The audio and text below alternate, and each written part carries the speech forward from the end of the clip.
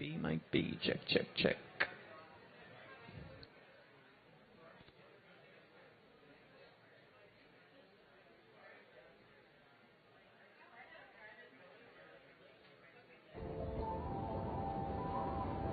Explorers, adventurers, scientists, the ones who always broadened our horizons. We were at their side when they reached the deepest point in the oceans, the highest summits of the Earth, and both poles. We may think we've seen it all, that the world has its limits after all. But why do explorers, adventurers, scientists continue to venture out there again and again? Certainly not just for the record. So what do they seek, really? To understand more intimately how complex and delicate our planet is, to document its change, and how we can affect it for the better. As long as they need it, we will be at their side. Because today, the real discovery is not so much about finding new lands, it's about looking with new eyes at the marvels of our planet, rekindling our sense of wonder, and acting here and now to preserve this pale blue dot and make it perpetual.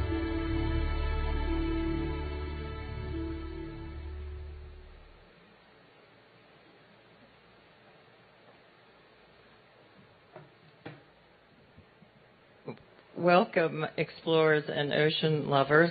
I'm Constance DeFede, a member of the board of directors here at the Explorers Club, and it's my absolute privilege to welcome you to the 6th annual World Oceans Week. And we're grateful to our founding partner, Rolex, for supporting us, along with the Phil Stevenson Foundation, the Smith Marine Technologies, our partners over at Glex, the Lindblad Expeditions, and Fjallraven. We're also incredibly thankful for our generous donors who have helped make all of this programming possible. Thank you to Ted Janulis, the chairman and founder, and Alex and Julie Wallace, and Callie Wielenveer for being this year's co-chair. I'd like to invite you, if you haven't already read about Ellen Pickett's wonderful field trip this Saturday to Shinnecock Bay, the most recent Hope spot designated by Blue Mission and Sylvia Earle. We have a few spots left on that vessel, and you can find that on our website. I'd also like to invite you to join us on our virtual auction, which is carefully curated to have ocean-related, one-of-a-kind experiences. And you'll find that on our website and also on the QR code that follows this program. And what a program we have to share with you today. We have a deep dive into the essentials of blue carbon technology with a wonderful panel curated by Rosie Poiré. And we have some exploration of mangroves and the superpowers that they possess, curated by Katie Lotze and the Nature Conservancy and moderated by the Cousteaus. So we'll start with Rosie, and I'd like to invite Rosie up to introduce her panel. Rosie is a 2022 North American Scholar for Our World Underwater Society. Welcome, Rosie.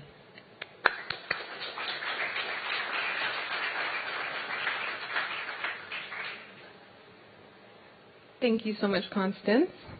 I'm so thrilled to be moderating the Blue Carbon panel. I think that blue carbon is a fantastic topic to be covering during the World Oceans Week at Explorers Club. It is a hot topic for today, and one that a lot of people have been talking about as we work very hard to meet climate goals informed by IPCC. As we know, the world is trying to reduce our carbon and to reach net zero by 2050 in order to avoid the most extreme effects of climate change and to stay below 1.5 degrees of warming. Blue carbon is a beacon of hope in this conversation to reduce our carbon emissions. So in this next hour, our intent is to create a greater understanding of blue carbon for the general public and for people within the ocean sphere as well. Be able to look into the ways in which it will contribute to tackling climate change. We intend to address the direction that the blue carbon world is going. And this presentation and panel should provide useful insights and tools to understand how to best establish blue carbon projects in 2022 as we move forward. So first off, I'm going to introduce our keynote speaker. Steph Simpson is going to be doing our keynote address. She is the Coastal Climate Program Manager of Global Strategies with the Nature Conservancy. She supports TNC's regional programs for coastal wetland restoration through blue carbon market tools. Stephanie has more than 10 years of experience in domestic and international project management and advocacy. She has worked on developing innovative conservation finance mechanisms for coastal wetlands.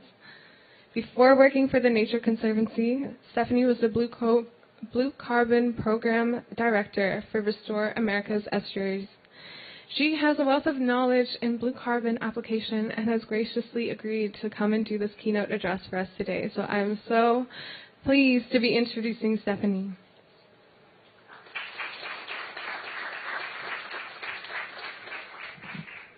Hello, everyone. Thank you so much for having me today. Thank you so much for Rosie for helping to organize this and for the Explorers Club for hosting, especially for giving me this opportunity to talk about blue carbon today.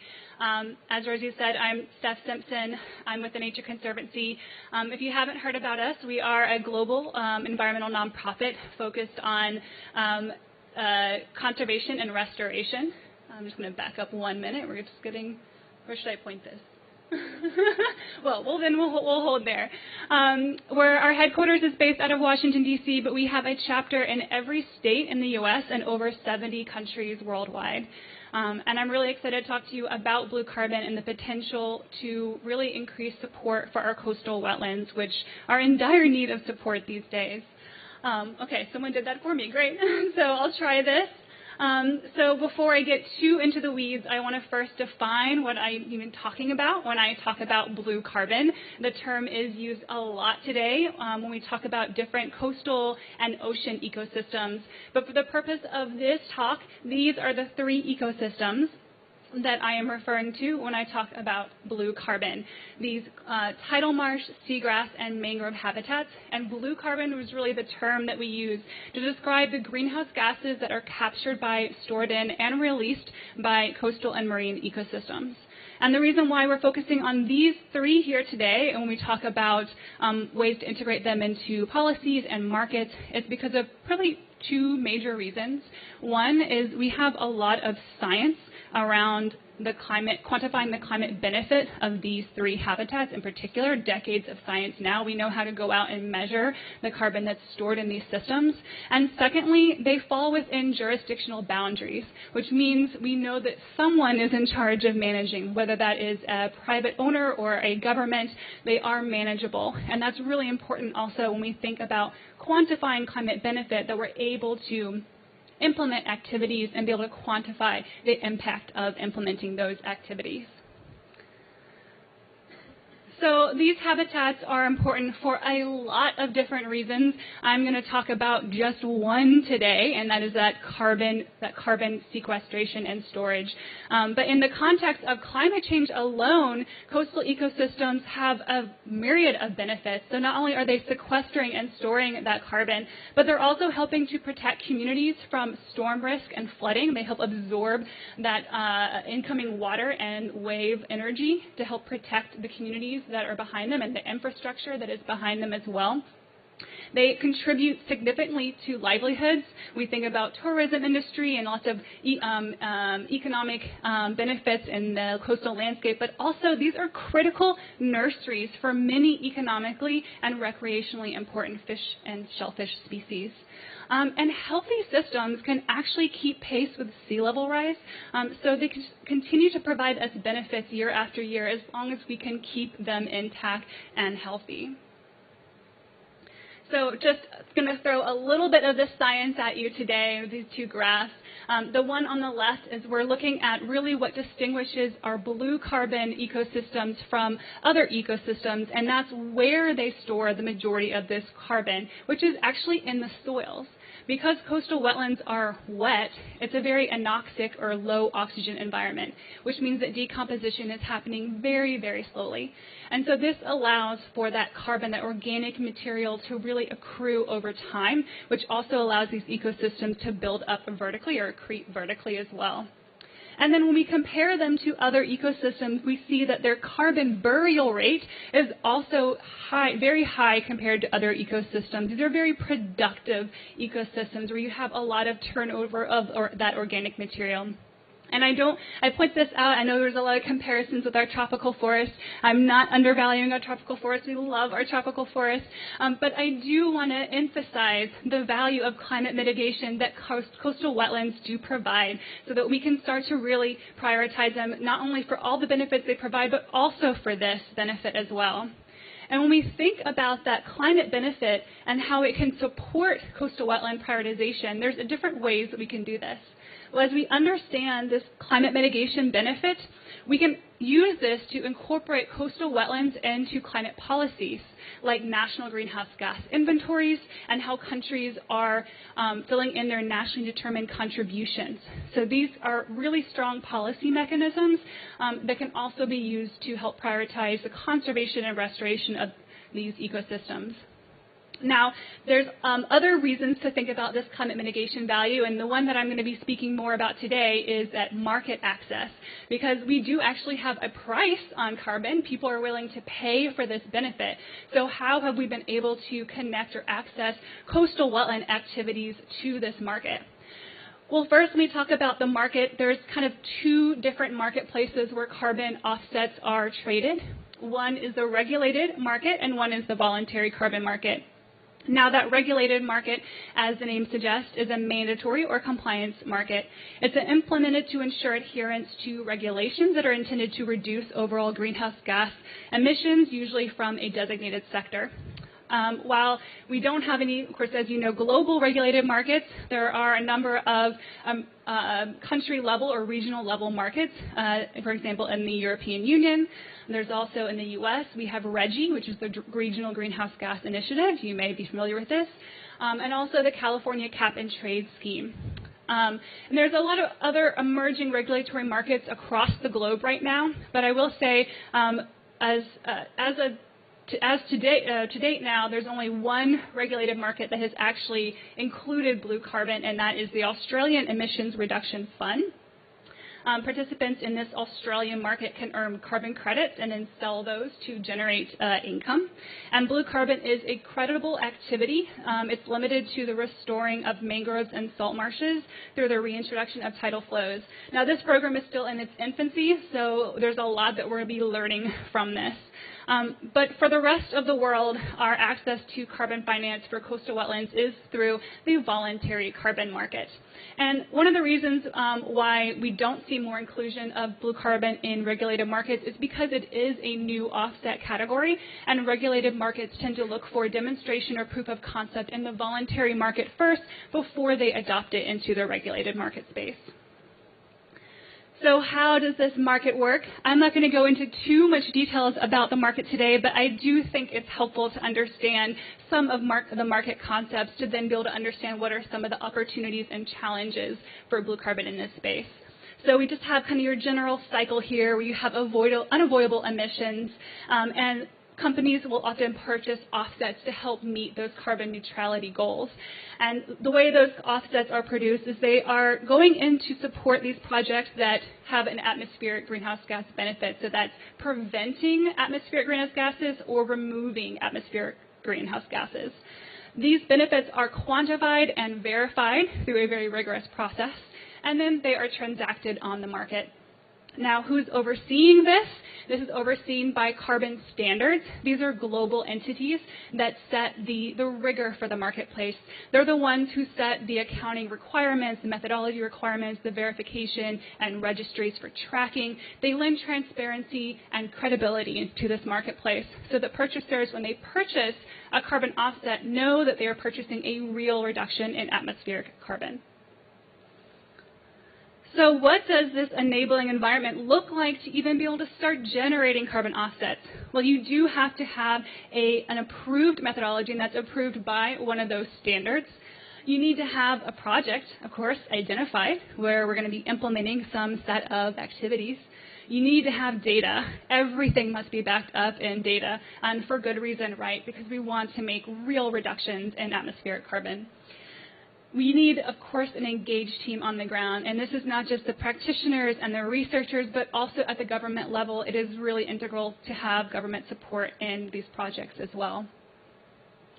The different type of activities that are occurring in coastal wetlands that can result in a climate benefit we kind of separate them into two categories, but these can be combined, of course, and probably should be in practice. The first is avoided loss or habitat protection. The important thing to note here is that for these projects, we really have to demonstrate that there is an imminent threat of deforestation that is happening in that project area, and that your intervention or activities is addressing that threat. Otherwise, it's not an additional project. And then carbon capture through habitat restoration. There's a variety of restoration techniques that can be used in this space through tidal reintroduction, rewetting of drained organic soils. And of course, everyone thinks about planting of vegetation, and this is a valid restoration technique, but it usually should be combined with some of these other techniques, as replanting alone is usually not enough to address the cause of a degraded area.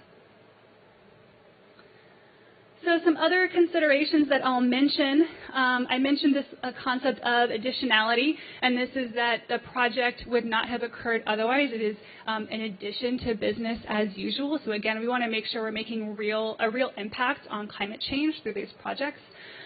There's an aspect of longevity and permanence that must be considered as well. These carbon offsets have to be good for at least 100 years. And that's a long time, and that does produce challenges when you're working within the coastal landscape, because we have to think about things like climate impacts, like increasing sea level rise and storms that may cause reversals or risk of reversals. So this all must be taken into account and assessed for within the project area. It also entails a degree of commitment from these landowners. Projects have to be managed for at least 20 years here. So we are thinking long-term with these projects. And again, the ultimate goal here with all of these considerations is that these offsets are real. They are actual reductions in atmospheric greenhouse gases. So at the Nature Conservancy, we are working to demonstrate this in a number of areas across the globe, because we really want to show this proof of concept in a variety of geographic and habitat settings. So this is a snapshot of some of the areas that we are working in. You may note that when it says stage, a lot of these say feasibility or scoping. And that's because this is still a very new field. The methodologies were only approved in the last couple of years. So we've really tried to hit the ground running and trying to build up that local capacity in science and develop these projects through to concept. Now, how does a project get developed? Again, I've mentioned this kind of additionality or net climate benefit, I think. So when we scope out projects, not every project is going to be good for a market project. We really need to know that there's going to be a net project benefit, and that is that the interventions or activities that we're implementing is going to make an impact or a difference in the net greenhouse gases from that baseline or business as usual. So that is where those carbon offsets are generated, when we take that with project scenario and we minus that baseline of greenhouse gas emissions.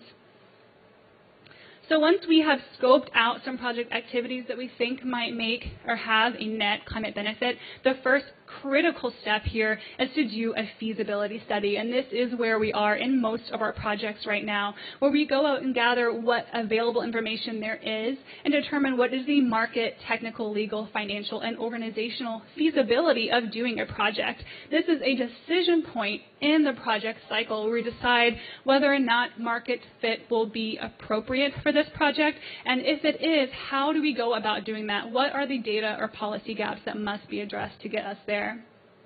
Once we determine that, yes, this is a great place to do a blue carbon market project, then we go into this longer project design cycle. We have a project design document, a monitoring document, both of which must be validated before those carbon offsets can be sold.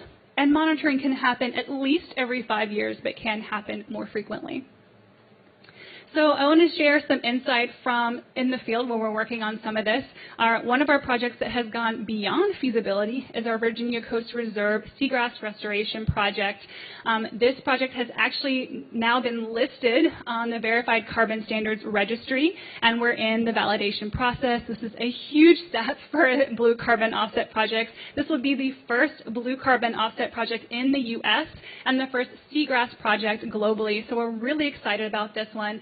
We had a lot of really great enabling conditions, and this has really taught us a lot about the project development process, and we're applying what we're learning to other places as well. So let me share with you what some of those challenges and lessons learned are.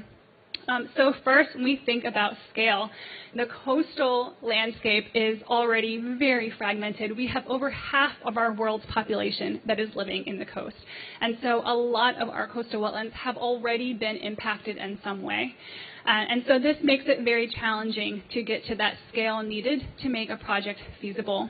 But it also makes it that much more important that we are doing this work to be able to help bring more funding resources and capacity resources to save the habitat that we have left and restore what we can. So scale is a difficult one, but there are approaches to address this. We can group projects together, so smaller projects that are in a similar geography, we can group them together to get to that scale. And when I talk about getting to the right scale, I'm really talking about considering what that startup cost is. Because, of course, there's a cost to do this. We need to do the right ground truthing. We need to build the right capacity. And the carbon project development process has a cost because we're quantifying and we're validating every step of the way. Now, however, this project startup cost is relatively fixed across project size. So that's why just being able to group together smaller projects can help us get to that scale, because the project cost, development cost, is not going to vary that much depending on if we have 10 acres versus 1,000 acres. The next is land ownership or carbon rights, and this can be particularly challenging internationally. The coastal landscape can be a difficult one to know who owns what, especially when things start to get submerged. Something we learned from our Virginia project, where we're working in Seagrass's submerged ecosystem, and in the state of Virginia, as with most places or all places in the U.S., that belongs to the state. And so we needed to know if the state had authority to participate in the carbon market. So we did a policy analysis and worked with the state, and we found out that there was no policy prohibiting the state from participating in the market, but the state didn't want to move forward without that explicit authority to be able to participate.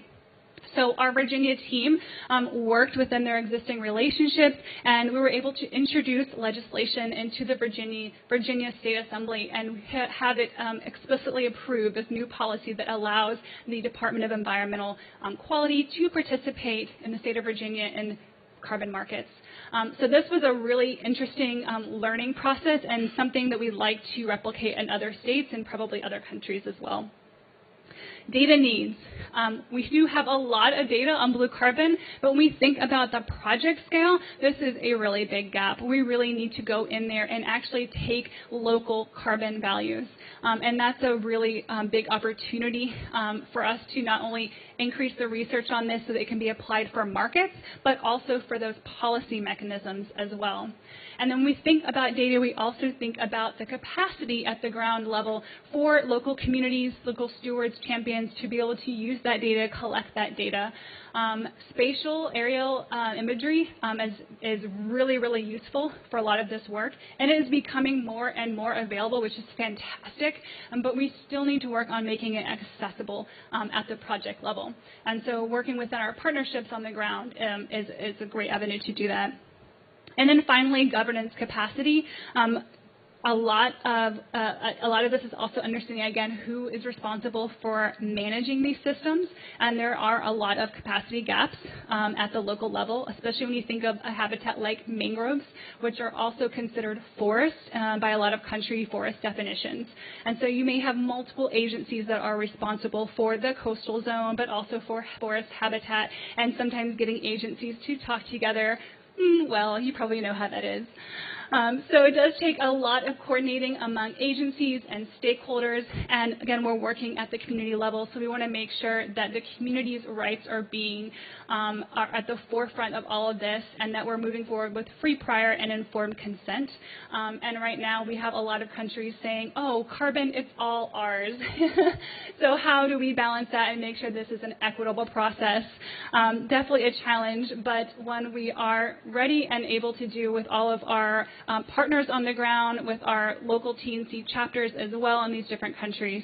And so there's, as you can see, a lot that we're working on, but I did want to end on a kind of a very upbeat note too, because I am very excited about this work. We are really taking that long view here. These projects do require a lot. They require a longer-term commitment. They require us taking into account climate impacts like sea level rise. But we're really resulting in projects that can be sustained over the long term, and that is the big impact that we want to be able to have for the communities and for the habitats and for climate. We're really working the long game, and every single gain that we make through this process is a gain, a benefit for that community, for the local governance, for that habitat along the way. So I'm really excited about this work and the potential for blue carbon, and I'm excited about diving into this a little bit deeper with the panel and with you all. So thank you so much for letting me speak today.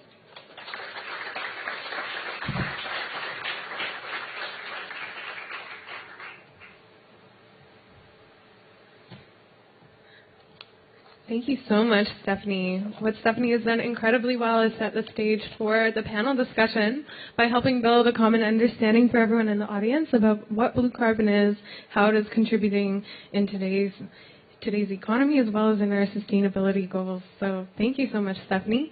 We're going to move into a panel discussion. So Stephanie is going to be one of the panelists as well. And then I would like to invite Emily Kelly and Galcia Jagger as well to come up. So Emily Kelly is the Blue Carbon Lead for Friends of Ocean Action at the World Economic Forum. There she works on shaping global, regional, and industry agendas for blue carbon. Previously, she was working with ocean solutions startups, coming from a 15-year research background in marine biology. So if Emily, you can wave. Thank you. And then we have Galcia Jagger. He is a consultant at Mckinney & Company and has traveled here from Miami, Florida. He is an oceanographer by training, and right now he is working on sustainability and conservation strategy in both the public and private sectors. He is an associate with Mckinney & Company, where they have recently put out a very informative report called Blue Carbon, the Potential of Coastal and Oceanic Climate Action. I'm going to let him share more about that in the panel discussions. So with that, I'm going to be asking a series of questions on a variety of topics that are important for establishing blue carbon projects and accelerating their growth so that these projects can effectively contribute towards global climate targets. So my first question was, what policies are needed to support and accelerate blue carbon projects? And I wanted to ask Emily to start off with addressing that one. Thanks, Rosie. It's so wonderful to be here with you all. Thanks so much for having me. And I think Steph did an amazing kickoff for so many parts of our discussion, one of them being the policy discussion. There's really policy considerations at multiple different levels, and you were mentioning the policies at a local level, thinking about different jurisdictions, thinking about land tenure issues. So aligning a lot of those policies is important, thinking about the different stakeholders involved. And then there are national considerations often. Again, Steph mentioned thinking about national greenhouse gas budgeting and thinking about nationally determined contributions under the Paris Agreement. So these are things that we can be thinking about aligning, and not just in a blue carbon context, but of course we can also think about aligning them across many other policies that we have at a national level. And this ramps up to the global level as well, because of course we often are thinking about the UN Framework Convention on Climate Change, and that's what's driving a lot of our discussion in the blue carbon space. But we could also be thinking about the biological diversity, where we also have international agreement. We could be thinking about wetlands in particular, an agreement that's specific to that at the international level. And so how can we work across all of these different policies at a global level such that we can maximize benefit within each of them and achieve the targets that we've set out in each of those different agreements? And I would defer to my colleagues also to add anything else on the policy level. One of the questions I wanted to tack on to that as well is, can we remove barriers to blue carbon initiatives while maintaining the integrity of these projects? Because we are working on a short time frame in terms of trying to meet our climate targets. And so sometimes all that red tape can be really frustrating to work around as you're trying to accelerate a project on a short time frame. So are there any things that we can do to effectively remove barriers while maintaining the integrity of the process? Am I kicking off? Okay. I think several of us have been in different rooms today thinking about finance, and I think that's a huge part of this. And I know many in the room have been thinking about this. How can we really fast-track projects, but also maintain the integrity and have really high-quality projects? It's a matter, I think, of lessons learned, of, as Steph was mentioning again, thinking about lessons learned from initial projects that might have taken more time as we're figuring out these first steps in blue carbon. But as we continue to move forward, a word that was used a lot earlier in our sessions on ocean finance today was leapfrogging. So how can we get to a faster place with blue carbon than it might have taken for some other areas? And I think we can draw from our terrestrial colleagues, think about what's happened on the land, and then benefit from lessons learned there, and then apply that to, of course, a very complex system in the ocean. There are new challenges there as well, but maximizing how to get there, and also unlocking a lot of finance potential.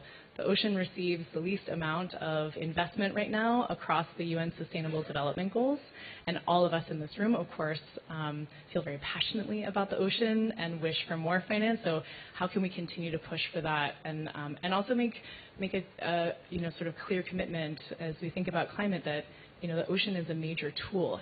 The ocean will face a lot of challenges with climate change, but it also is one of our major tools for grappling with climate change. So pushing forward and investing in that is really important. And I would add to that, when we talk about different investment opportunities, the role for blended finance and public-private partnerships in that, because in a lot of spaces that we've been working on, the voluntary carbon market can serve as a really great way to work with governments and help them build the capacity on the way through these smaller project level or local level projects on the voluntary carbon market. And we are working with governments like Mexico and others when they're learning from our projects about carbon accounting techniques and approaches, and then they can use that to integrate at a national level. And so then we can have these national scale programs. We can integrate coastal wetlands more into REDD+. And mangroves is a great also leverage tool for that, because they cross that forestry coastal kind of line there, and mangroves are often already included in a country's national reporting as forest, but they're usually only including that above ground biomass. So if we could get that soil carbon inclusion in there, I think that's a great way to help improve, kind of increase that value as well. Thank you so much. Those are great responses. My next question is directed to Galcia, and I would like to give him the opportunity to share a little bit more about his research with this question. So what is the greatest player in blue carbon strategy to ensure that we meet climate targets? And what ecosystems initiatives should we be prioritizing to ensure that we meet net zero by 2050? That's a great question, and thank you for having me here. It's an honor to be in such a cool venue. The way I think about it is we got to do it all, and we have to think about different horizons. And there's, in the latest IPCC report, carbon removal is a key thing to get us to net zero, to 1.5 degree target. That's not to say that it's the only solution we should focus on. And within blue carbon, I think we can think about kind of a horizon that's imminent, and we know the solutions. We should invest in those. What we just heard about, salt marshes, seagrass, mangroves. We need to invest in that right now. We need to get those actually up and running, those projects. There's beyond, if you move further offshore in some sense, there's a whole other realm of blue carbon potential, which is much more uncertain right now. There's higher risk that it's going to work or not work. We know less about it. We need to invest right now in those to be able to figure out what is the potential there. How do we actually verify it? How do we execute those projects to have a chance by 2030, by 2050 to reap the benefits from those projects? So in some sense, I can think about different types of investments that we need to be prioritizing right now on different time horizons. And if we look forward to 2050, how do we get carbon out of the atmosphere? I think right now, most of the projects, what we're doing, what we should be focusing on is avoiding emissions. And if we have mangroves that are being cut down still, or seagrass that is being lost, that is a no-brainer solution. We need to invest in that and avoid the loss of that.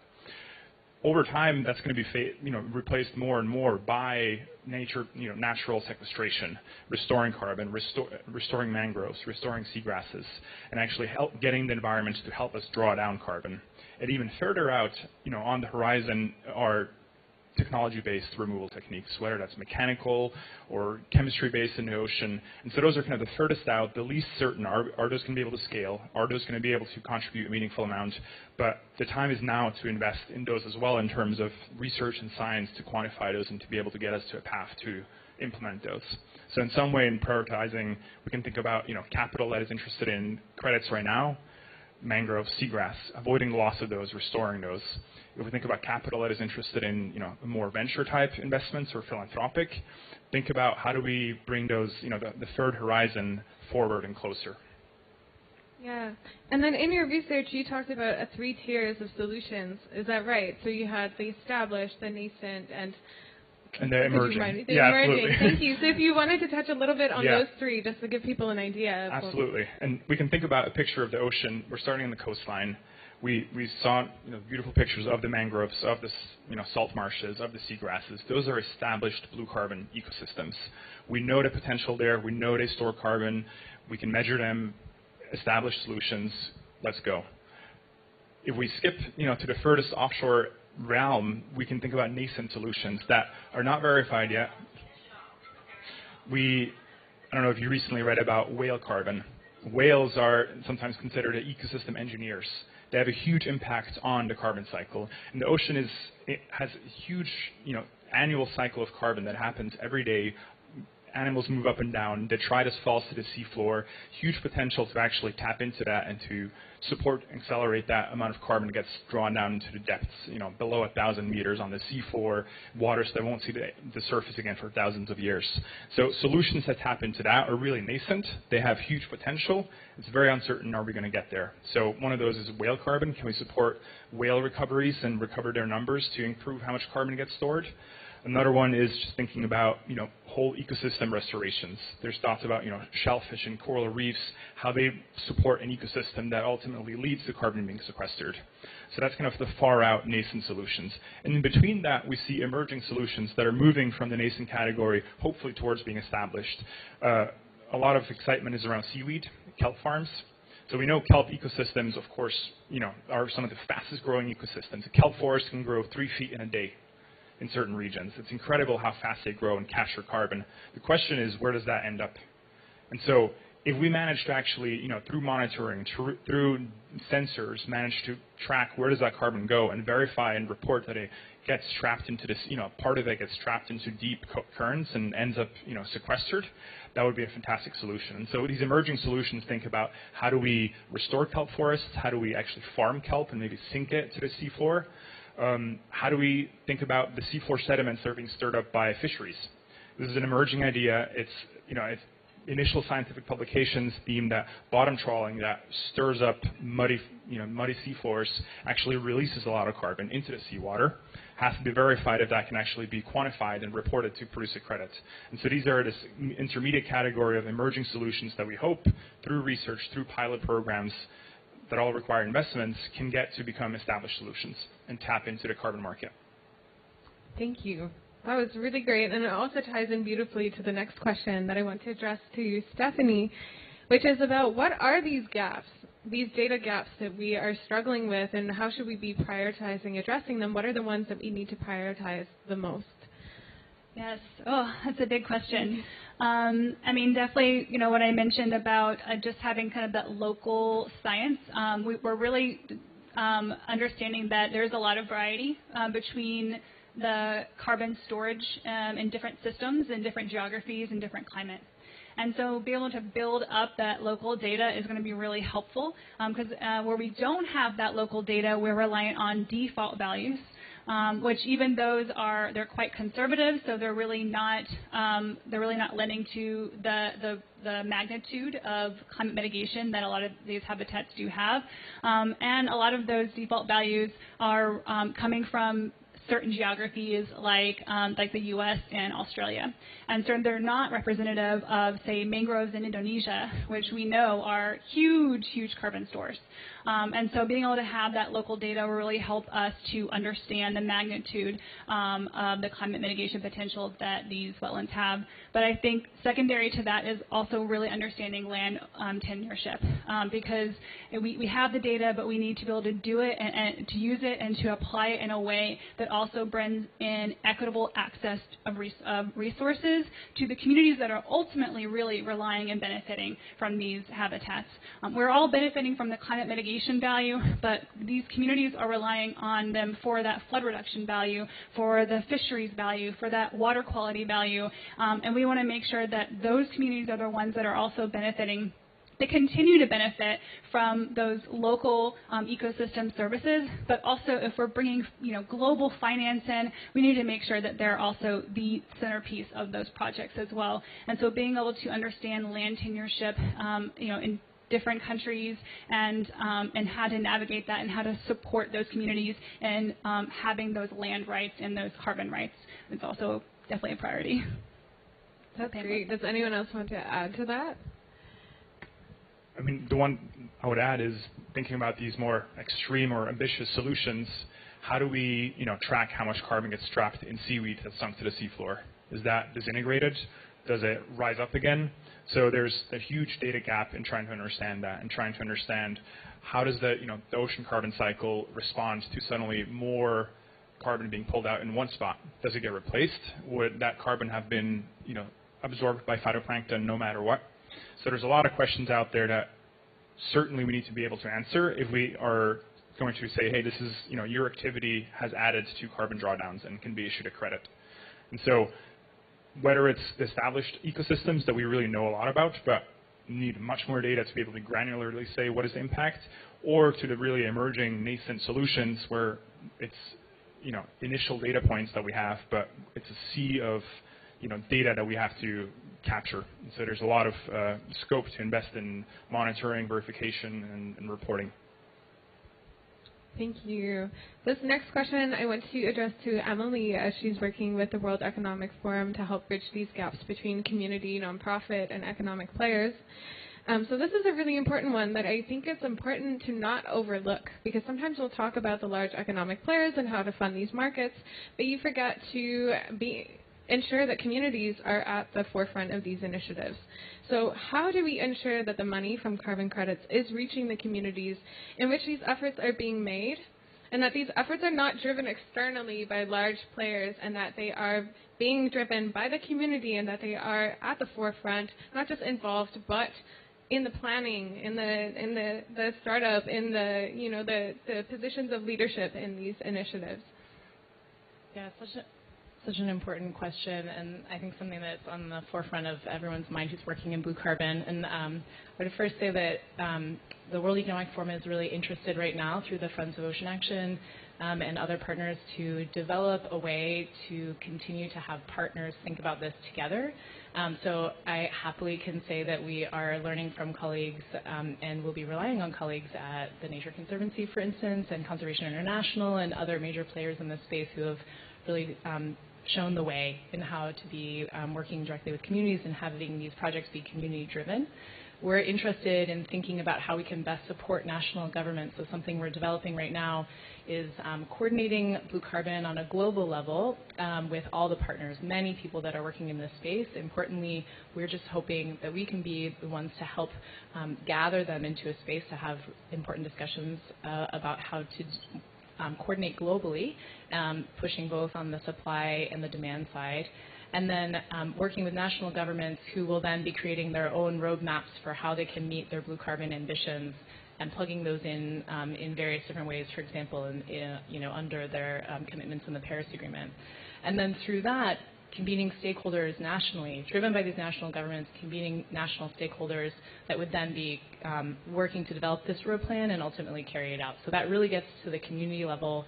It really gets to communities planning for themselves and then building it up to the national level. Hopefully those communities therefore are also getting this national support to help with that. And importantly, this has to be done with local communities because, as Steph mentioned, there's so many co-benefits, or another way of putting that is so many other reasons that these blue carbon systems are so important. And so those can be really realized only through local communities driving a lot of this. But we aim to support there through this community of partners that's working on this. And I could add to that, actually, too. We have a plug. I'll do like a shameless plug. The Nature Conservancy, we have a human rights guidance document, which is available online. It's publicly available, and looking at setting out what that process looks like for working with partners on the ground and making sure, again, that we're utilizing the free, prior, informed consent process, and that communities are at the forefront of that. And I think, as Emily mentioned, there's so many different avenues. Really, like everyone in part of this process needs to be thinking about this. And I believe the World Economic Forum is also working with TNC and others on guidance at the buyer side as well on what to give buyers guidance on what it is for high quality, high integrity carbon offsets, blue carbon offsets as well. So that's really important that we have kind of that buy-in from all those that are involved in these projects. The preview of what's to come, as a quick note, is that, thanks Steph for plugging that, which is that some of those principles will be doing a review process at the UN Ocean Conference coming up in Lisbon in a few weeks. So thanks for mentioning that, because that'll be helpful to have these principles of for blue carbon projects. Thank you. I have a follow-up question for that as well. So what would be a wise step to start promoting a blue carbon initiative in a community that has not done so yet? How do we start to initiate these projects in places where it's not currently established? I think that's on me. It is, so far what we've been working at TNC really through depending on our country level programs. So people who are based on the ground and they know the landscape and they have the relationships and they're there. They are the communities. And so I think that's really important that this is community led. And so that's been our approach is, when we kind of, put out here that they're put out to our regions and our country programs that here is something that we can help you with if you have interest in developing a carbon project. And then when we hear back from those teams, then we're able to add that capacity, those resources to help them get there. And not just TNC, but CI and Conservation International and other organizations. I mean, I think that's, to me, that's the value, the added value of a global organization is really being able to support those communities and organizations that are at the ground level and empower them to get projects started and give them the right resources and processes to be able to do that. Anything else to add on top of that? I think one thing to always consider is when you think about a project, before you try to get an initiative going, you have to reduce the harm. You have to reduce the driver of the loss initially. If we're thinking about seagrass that's being devastated or mangroves that are being degraded, before you can even think about a restoration project, you have to address what is the underlying driver, what is the underlying cause of the loss here. And I think that's super important to approach these projects with humility and think, okay, well, how do we actually systematically address the underlying harm, do less harm, and then we think about how do we support the regeneration. That's a very good point. We have a few minutes left, and I wanted to give some time for the audience to also ask any pressing questions that you may have. I'm not sure if we have another microphone to circulate, but I can pass this one out. If I can. Oh, yeah.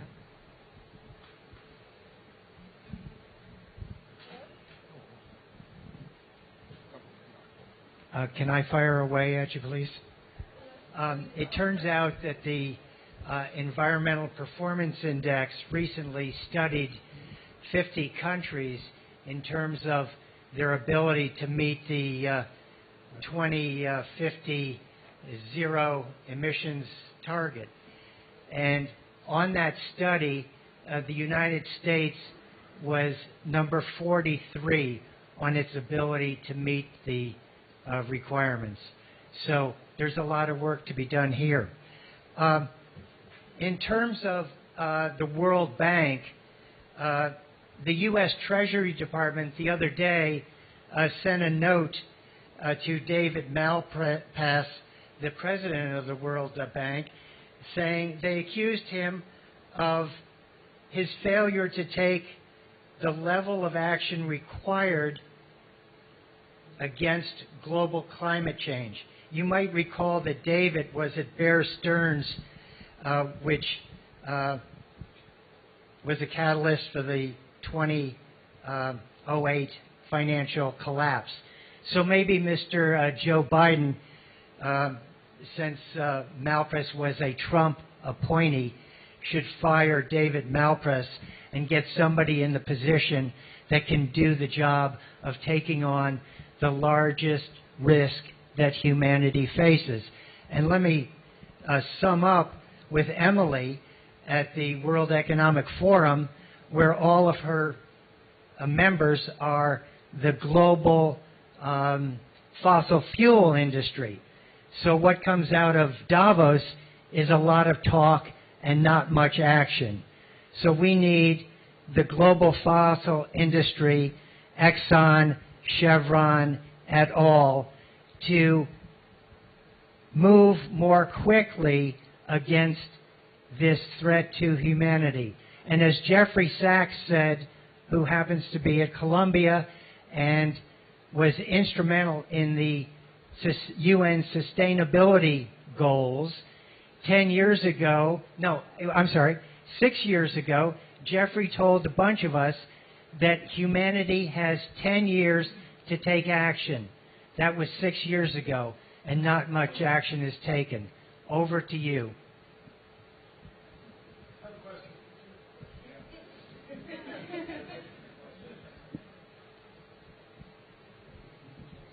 Thank you for sharing the information and for bringing that to attention. There's another question. Sorry, I just wasn't quite sure how to sum it up into one question. So I'm going to pass on to another question in the audience. Thank you. That was terrific and really, really interesting. My question is, how small is too small? We have said for generations, think globally, act locally. So is there a place in this scheme, this system, for a group of neighbors who live on the water to do something that is both measurable and useful? That's a great question. I would say right now when we are piloting out these methodologies, small scale is going to be challenging. I'm not going to lie to you. So what's the optimal small size? So right now we are looking for projects that are in the hundreds or thousands of acres. And we are scoping out projects in places like Maryland and Texas where we're looking at the possibility to group together those smaller projects. So we know there's projects like living shorelines. Property owners are doing living shorelines projects, which are fantastic, but they're too small on their own base to do a carbon market project. So we're looking at what is the opportunity to have maybe a keystone project that's larger in the area that we can then group together smaller projects. And we've seen this being used in the forestry sector as well, where small landowners are able to group together their projects and get that scale needed to go to market. So I would say we are looking at that opportunity. I think that's probably a little bit the next kind of phase right now as we try to get some of these first projects off the ground. But that's my hope, yeah. Yes, we have another hand up over there. Thank you. So my question is, how do we unlock the capital to go towards these projects? Because you're one organization, but the scale we're looking at is overwhelming. I think most of us in this room have a sense of urgency. I have a friend who's also a TED fellow that has scraped all the data going into sustainability projects. The lion's share are going into big tech projects or tech projects because they're showing a lesser risk and a bigger return, and that's still what the investment community wants. So how do we align this so we actually all have a sense of urgency and we can tackle little projects and big projects alike? I have a lot of friends who are working in this space who have pretty sizable projects and spend the lion's share of their time looking for capital. And that, at this moment in time, I don't believe should be happening. I can start maybe, and then so we are looking at how we can better prioritize, and we are working with the other organizations, so Conservation International and Blue Ventures and Sylvestrum. Like, we talk to each other, we're working with each other because we understand that the problem is bigger than any one of us, and so working together is going to be the best way. Really the only way to be able to achieve it. So there are different groups coming together for the kind of NGO, like project development side. We have an emerging suppliers alliance, where again we're kind of coming together on how we set the bar on what is the quality of offsets that the caliber of offsets that they need to be. So we have that kind of standard uniform across our organizations, and we're all working together on that. And our organizations are spread out across the globe, so hoping to really capture a larger footprint. And on the other side of that, there is a buyers alliance, which is also forming, and the purpose of that is to then pull together that investment. And those two groups kind of working together, we're developing a prioritization framework where we can de-risk those smaller, riskier projects by having larger projects that are less risky as well. So this gets out of my realm and maybe more into y'all's realm, so I'm going to pass it over. I'll build off of that. That was awesome. And I will say also that several people in this room are working on just that, looking to get capital directly into projects like this. And so I will maybe direct you to some of those people later if you'd like that are in this room. Along the lines of the Blue Carbon Buyers Alliance, I'm not sure if you might have seen Whitney Johnson speaking yesterday of Salesforce. Salesforce is a huge proponent of pushing forward in blue carbon, and they are one of the key companies part of the Blue Carbon Buyers Alliance right now, along with others. And really, some of the challenge with blue carbon has been a mismatch in supply and demand. Right now, there's huge demand, and supply is relatively low in terms of what has been, verified. And this is part of this momentum that we need to keep building from lessons learned from work that Steph and her colleagues have been doing and that others have been doing in terms of how to continue to fill up the supply side. So there's been a little bit more of a mismatch, and our goal is to really push forward on both such that they're more aligned. The pipeline is full of really high-quality projects, as Steph was saying. So that's part of the opportunity that's coming ahead. Not much to add to that.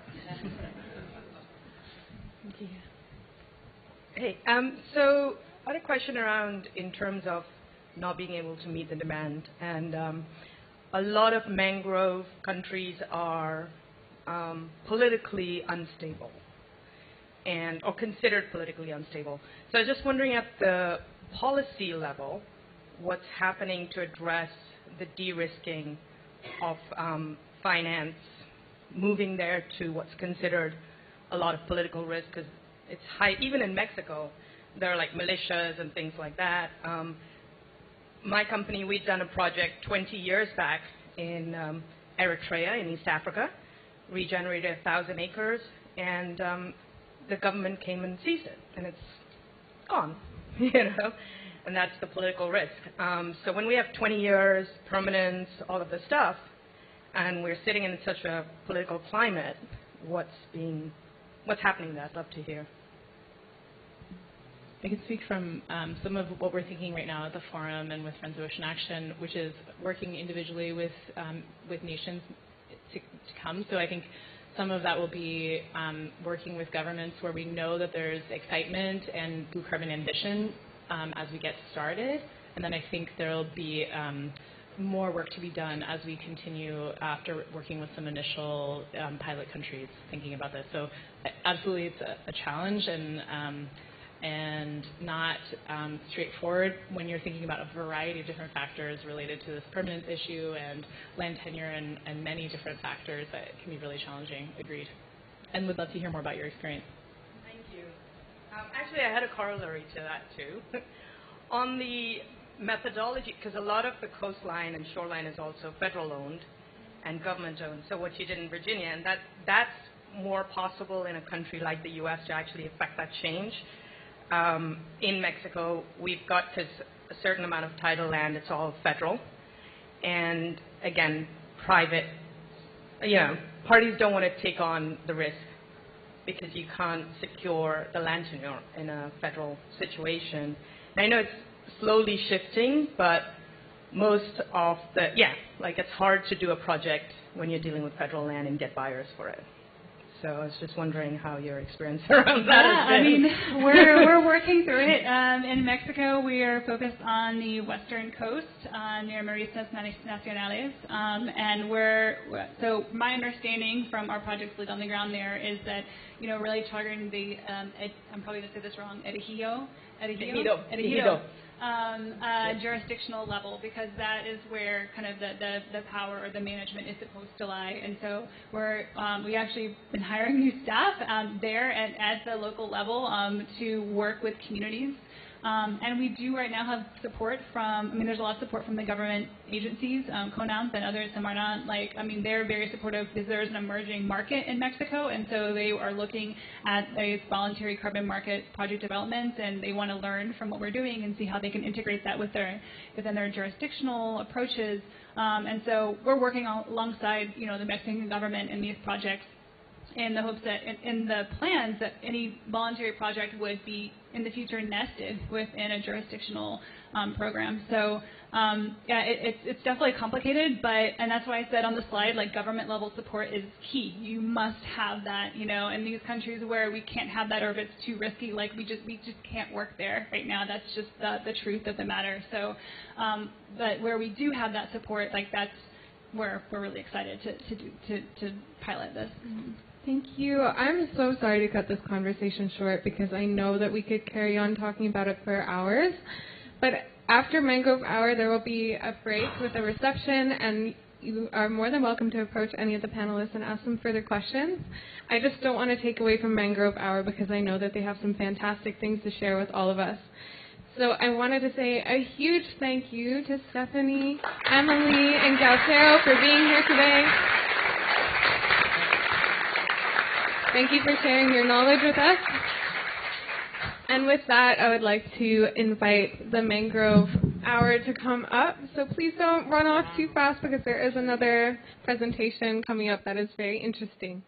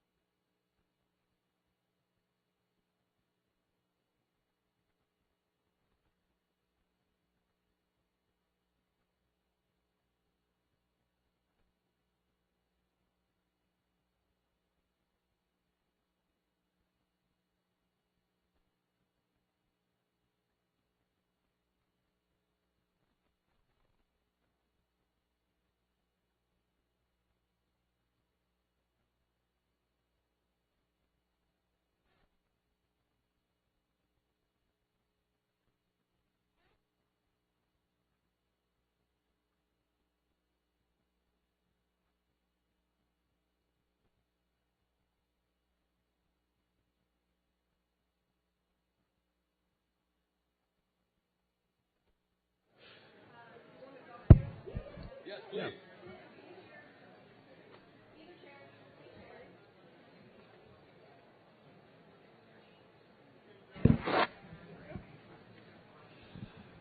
Good afternoon, everyone, and welcome to Mangroves Thursday.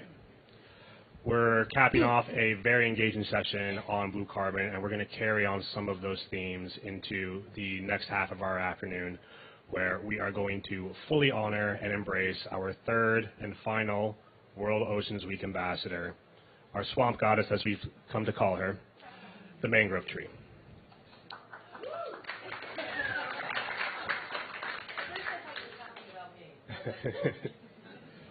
We'll get there. My name is Dr. John Joaquin Borges from the Institute for Ocean Conservation Science at Stony Brook University and the Conservation Finance Alliance. My colleagues and I from Stony Brook, including Ellen Pickett here and Christine Santora, have been honored to contribute to World Oceans Week in a number of facets this year, including one more shameless plug, our upcoming trip on Saturday to Shinnecock Bay, which we hope to see many of you at. And please either find me or Ellen after the session if you have any questions. Well, we've also been really excited to support Katie Losey, sit there at the back, you can raise your hand or stand up, who led the curation for this fantastic panel for today's Mangrove Hour. Now, some of you might be thinking, why mangroves? And as someone who has dedicated my career to the connections between marine ecosystems and coastal communities, and the economics and finance of marine conservation, I was possibly one of the most excited people in the room when I heard that mangroves were going to be one of the 3 World Oceans Week ambassadors this year alongside penguins and octopus. They are an unexpected one compared to these other 2. They're not like octopuses that can change color and texture in an instant. They're not like penguins that have adorable fuzzy chicks, and despite many hours of exhaustive research, I had yet to find evidence of a film about mangroves tap dancing, which is a shame. I thought they'd be good at it. But no, our goal here today is to persuade you that mangroves are one of the most precious forms of life on our planet, and that they have a very unique and very important role as ambassadors, because they really embody this concept of ocean community. They're communities themselves, of course, supporting countless species of marine life, and they're also lifelines for communities of people in over 120 countries around the world in which they're found. They help feed us, they help protect us from the terrible effects of hurricanes. In fact, they save us from up to $100 billion in storm damages per year around the world, and who knows how many human lives. But even if you live away from the coast or nowhere near the tropics, every one of us owes mangroves a great deal of gratitude. The mangrove tree is truly a humble hero, and I am thrilled today to introduce our exciting panel of speakers who are going to bring them to life. First, our moderators, who need no introduction, Philippe and Ashlan Cousteau.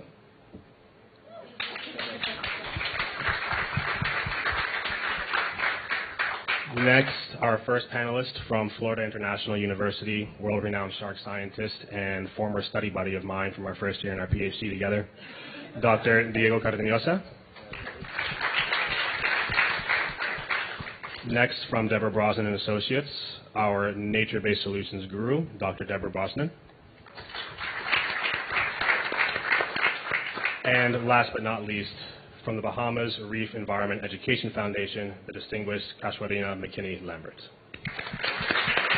So, one last thank you to the Explorers Club, Ted Janulis for putting this all together, and our many sponsors, and we'll get started. So everybody stood up and shook it out a little bit, right? Yeah, everybody. Okay. So again, John, thank you. We want to thank you. We want to thank Katie. We want to thank Ted. We want to thank Kevin and the Explorers Club for having us here. And we want to thank the ocean. Happy World Oceans Week, yes. Everyone.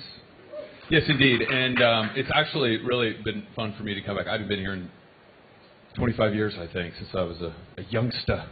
And it's a lot of fun to come back into the Explorers Club and participate here. Thanks again to our dear friend and one of my heroes, Ted. One of your heroes here, one of our heroes, Ted. Can we just get a round of applause for Ted for everything he's doing? Where is he? Because there he is. Because he's hiding. There he is. Because when I think back about all of this, the blue carbon panel was extraordinary, and I think about all the knowledge and all the science that's been conducted in a relatively short period of time. I'm always reminded, it was really just about 76 years ago that my grandfather first invented scuba diving and went into the ocean and brought cameras and brought the world with him. And prior to that, we knew virtually none of these things. And so when you think about human history, it's just been a lifetime that we've been exploring the ocean in any meaningful way. And the amount of knowledge that we've gained, and when I think about my grandfather's generation, I think about a generation of explorers. For him, it was really about seeing what was out there and taking us all with him. And it really was my father's generation in the 1960s that grew up with the Mediterranean and grew up seeing these places that he really started to see this catastrophic decline in the health of the ocean in just those 20 or 30 post-war years. And now I think about the generation as I look out and all the work we do with young people around the world. And there's a whole new generation that's fired up and engaged, and I'm so hopeful. I think that's really what World Ocean Week and World Ocean Day yesterday is about, is hope and opportunity, and that's embodied in this in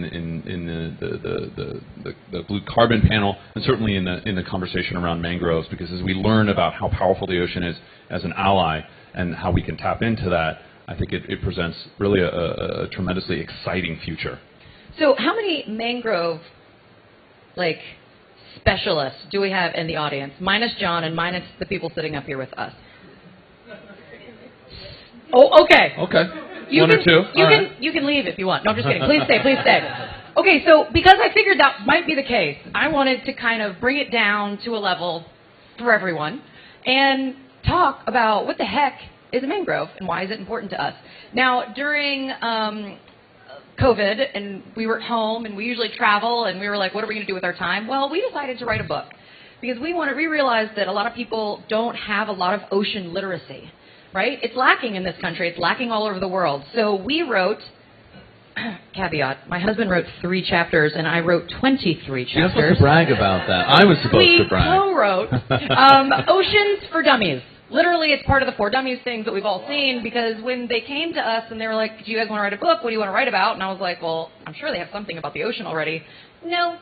They didn't have anything about the ocean. They didn't have anything about sharks. They didn't have anything about fish. So we wrote Oceans for Dummies. And I just figured, honestly, it's also my cliff notes when I go to conferences like this, because I'm like, what did I write again about mangroves? So anyways, I'm going to tell you why the mangrove matters, okay? So if we're looking at our phones, we're literally reading our own book. All right, number 1, the mangrove is an amazing shrub. We like to say that terrestrial trees kind of suck.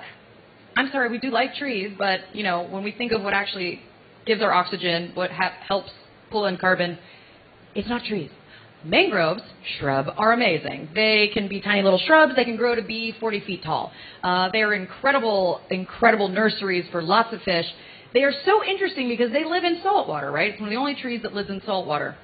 So the way they do that is sometimes they actually have little pores on their bodies that squirt out the excess salt.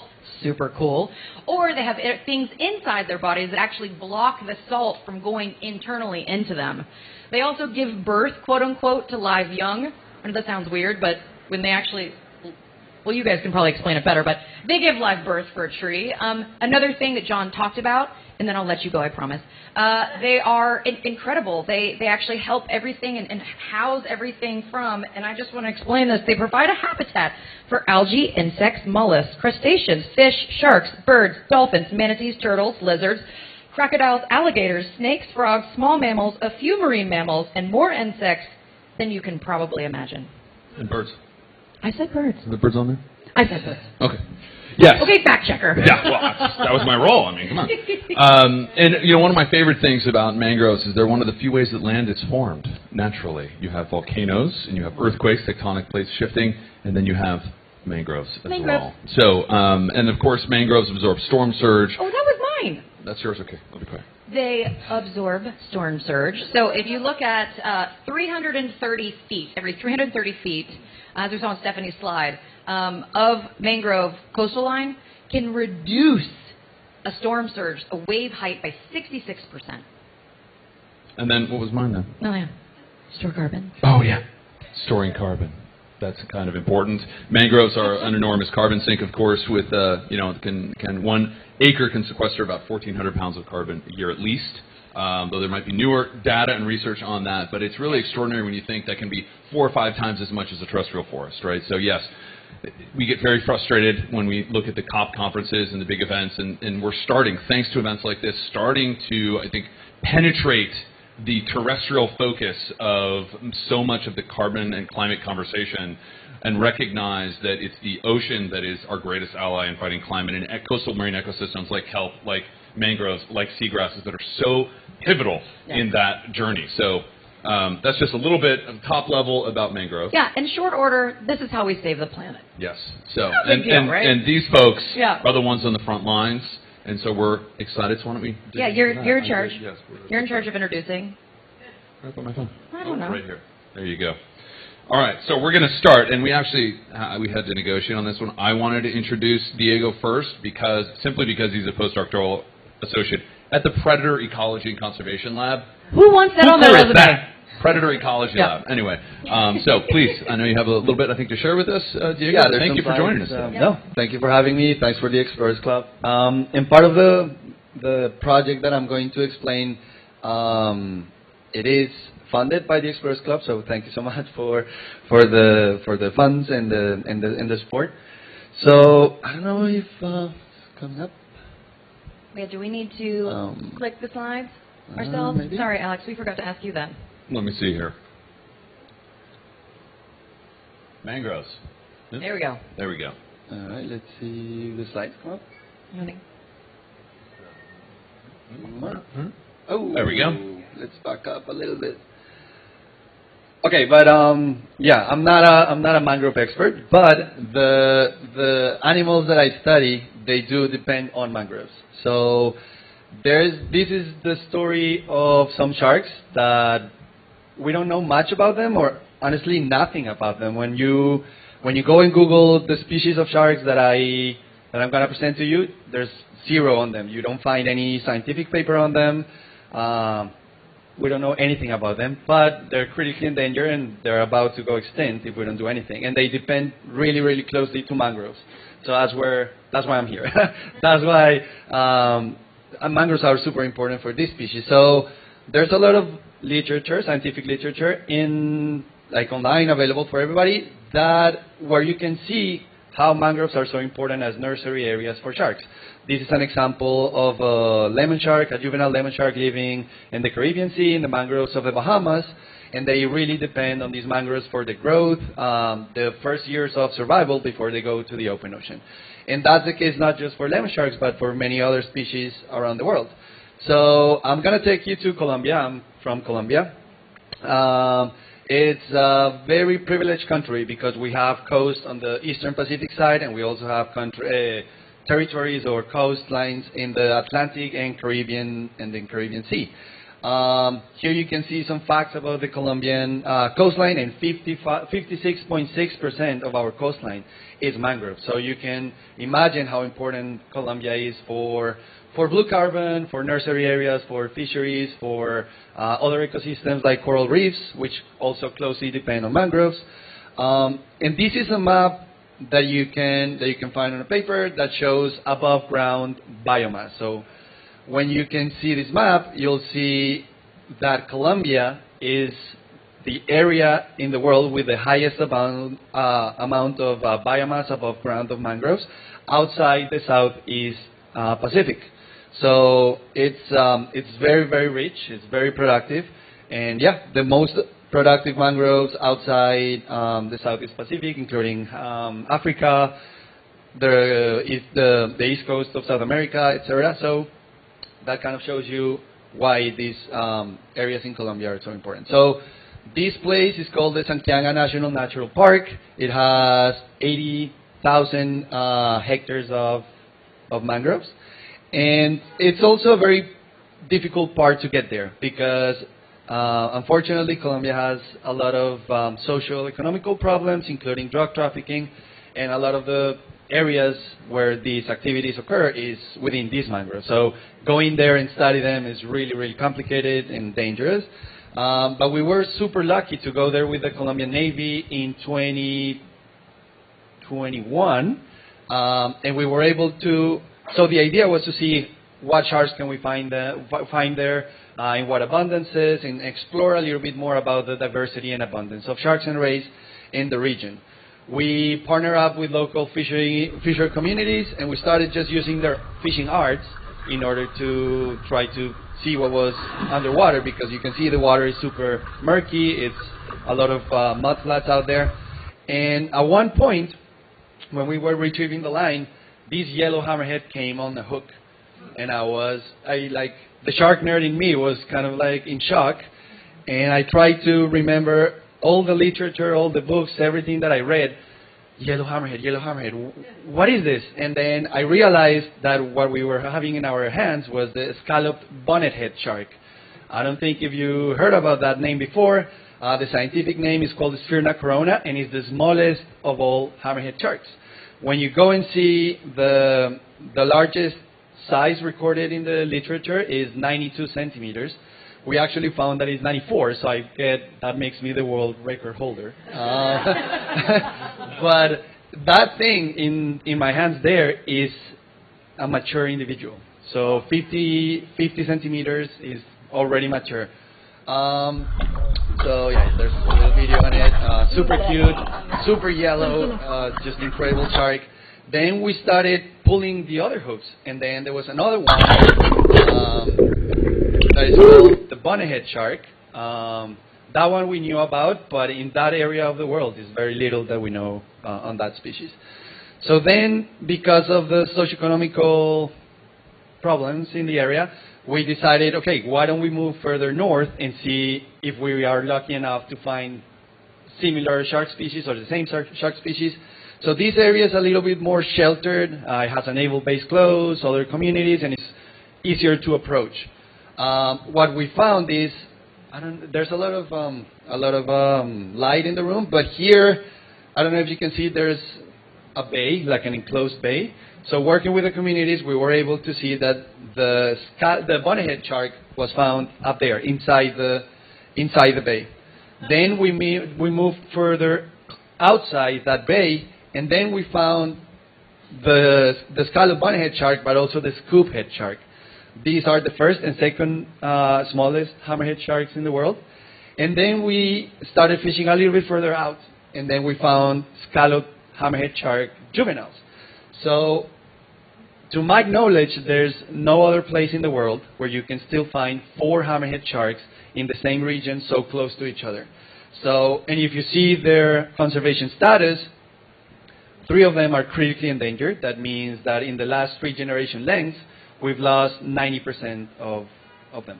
So they're almost gone. When you check also the last time that the yellow one, the Sphyrna corona, was landed in Mexico, that was 1996. The last one that was landed of the scoophead shark in Mexico was 2007. So there's really widespread extinctions, and when you go there, you can find them. We were just not even chumming, we were just fishing them on hook and line. So these sharks really depend on these mangroves and this area to survive. If we don't protect this place, these species and these most productive mangroves outside the Southeast Pacific, it's gone. So that's how critically for conservation this place is.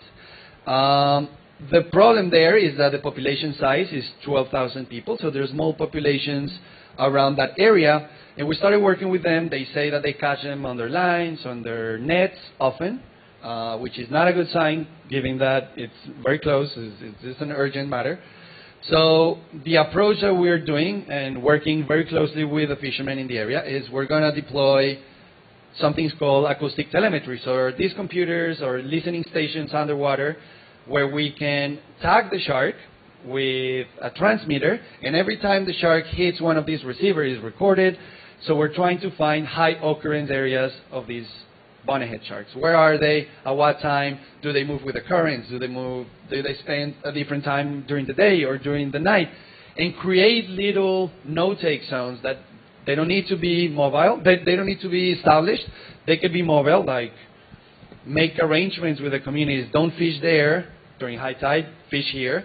because most likely these species are they have some social behaviors.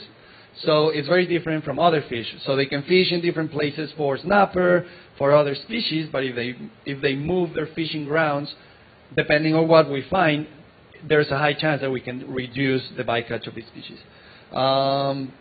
So it's a very interesting project where hammerhead sharks, vulnerable local communities, and our hero here, the mangroves, come together. And then we need to protect one in order to protect the other, and especially protect the local communities that they depend on this ecosystem for their survival.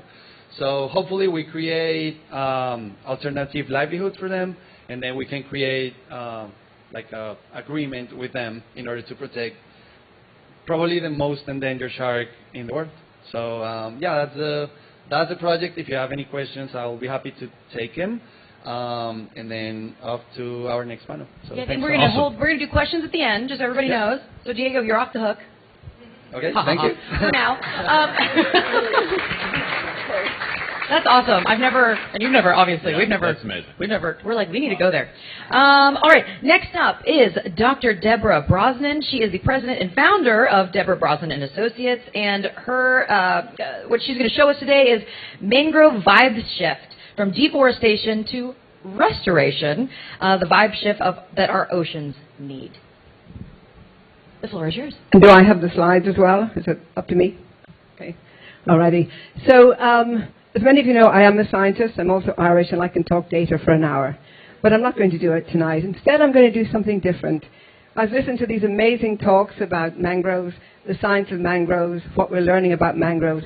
But I want to start by telling you so this happened story, which for me really opened my eyes to the power of mangroves and the resilience of mangroves and why we need to protect them, and I hope they'll do it for you too. So this happened. Many years ago, I was unfortunate enough to be in a 747 plane crash in Asia. Fortunate enough to survive, but in the days afterwards, I had no papers, no shoes, nothing. And local people from around the villages came up, they came to the hospital. They came with food. They came with envelopes of money. They came with stuff that they thought we would need practically. And I'm very grateful to them, and I've never forgotten that. Sometime later, the Southeast tsunami, Asia tsunami, struck. And for those of you who may remember, it killed about 300,000 people that we know of, many more. And that was my opportunity to go back to this community and give back in a way that I felt was practical and I could offer something. So I mobilized my scientific colleagues to see what we could do to help the oceans. Reached out to PADI Project Aware, I'm on their board, to mobilize divers and the diving community and the dive stores. We raised some money, and then I went back to Southeast Asia to work with all these teams throughout the area. And what we were doing really was going in the ocean and cleaning out debris, and also helping to restore some coral reefs. Now, in doing that, I began to notice what most of the rest of the world in that place had already seen, mangroves. Now, there's a lot of mangroves in Southeast Asia. But up until then, I really was not that familiar with them. So there's 4 things that really struck me during this period, and I want to go through them with you. First of all, to get rid of this part, if you have a 50 or 80-foot wave, there is no mangrove forest in the world that's going to protect you against something that large. A 50-foot wave is the equivalent of a volcanic eruption, the ocean equivalent of. It wipes everything out. But as we started to move away from the epicenter, which was Indonesia, to Thailand, Sri Lanka, Maldives, the waves became like a series of heavy storm surges coming in ashore. So we started to notice that the mangroves, the healthy mangroves in these areas, were able to take the brunt of those waves. And they were able to protect the homes and houses behind the mangroves. By contrast, the houses that were adjacent to mangroves on the shore, most of them were gone. So we had mangroves that were offering protection in those conditions. But more than that, when we looked at the mangroves themselves, they were fine. They were resilient against this unusual storm, in effect, these surge waves that came in. So the mangroves were resilient against the waves. Secondly, they then began to notice that the local community were coming back into the mangroves. They were coming back to fish, And sometimes they were coming back to cut down the mangroves because they needed shelter. They were making wooden shelters, or they needed wood. And so they started to use these mangroves extensively. So resilient mangroves helps to create resilient communities. And we saw that throughout Asia. Very important. And then after that, we all started to think, wow, we need to restore mangroves in these areas. We need to restore coral reefs in these areas that have been devastated by the tsunami. But that was impossible. And the reason why is by then we had a community in crisis. We had a traumatized community. We had to focus more on medical attention, shelter, food, supplies. It is very, very hard to restore ecosystems and protect ecosystems in a crisis and after a crisis. And I say this because with climate change, we are approaching that crisis very quickly. And we need to act now, not when we're in the middle of it. By then it is too late. So they were the lessons that I took back from Southeast Asia. Fast forward to where I tend to work normally, which is the Caribbean and Latin America, and looking at mangroves there. Now, we have some beautiful areas of mangroves. Mangroves are very important to these small island developing states. They're not huge tracts. But a lot of the areas, this is what we see. This is rather dried out, but you can see around this area here, we've got a lot of dead mangroves, and Antigua and Barbuda, and this is a place in St. Bart. Now, we heard earlier about what is the root cause of this. So when we looked in this area here, we have, on this whole area, we've got over 40% of mangroves completely dead. Now, the first thought is, well, Hurricane Irma had just gone through, so it's a hurricane damage. But when we looked into it, what we saw was that pollution was going into these areas. Heavy metal pollution, sewage runoff. The connection to the sea had been shut down. And so, although it looked like Hurricane Irma was the cause, the underlying cause was human impact on these mangroves. Now it's 5 years after Irma, and these systems have not recovered, particularly the reds. If anything, they've gotten worse since Irma. So that led us to go, well, what do? We need to take action. We need to think about restoring mangroves, but in a more holistic sense. Now, we've heard today what mangroves do. They attenuate waves. They biofilter against pollution. They provide important resources for fisheries. They're great places to go and visit and see. They sequester carbon. They store carbon. But the most important thing is when we start to think of this and look at this mangrove restoration, we really want to be able to restore all of those values, not necessarily one over the other. And that requires an investment in baseline data. What is the current situation of a mangrove? What will it be like in the future? How do we get it there? And I want to introduce here Annalise Zimmer, who is my biologist project manager, who is actually tomorrow going out to one of our mangrove projects. She's doing amazing work. Please talk with her later. But I'm going to talk a little bit about some of your work. I just want to give you, this is one example of where we started several years ago with this mangrove area, and this is what it looks like today. I think 214, 222. With a lot of good effort, a lot of thought went into this, and it's still ongoing, and you can come see it. Where is this? This is St. Bart's. St. Bart's. And that's it as well. There's a boardwalk. It is really, really heavily used. Okay, I want to come back to this. This is what we were talking about. We want to know how well do these mangroves protect against storm surge.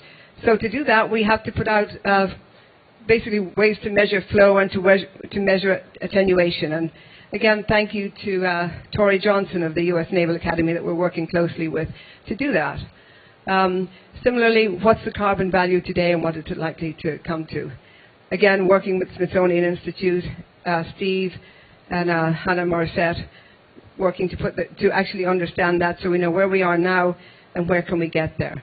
What is the carbon value? Because for small island nations who need to contribute to the global carbon reduction, mangroves, although they're not huge compared to Asia, the carbon value becomes really important in their carbon budgeting, as well as, of course, being able to sell carbon in the open market.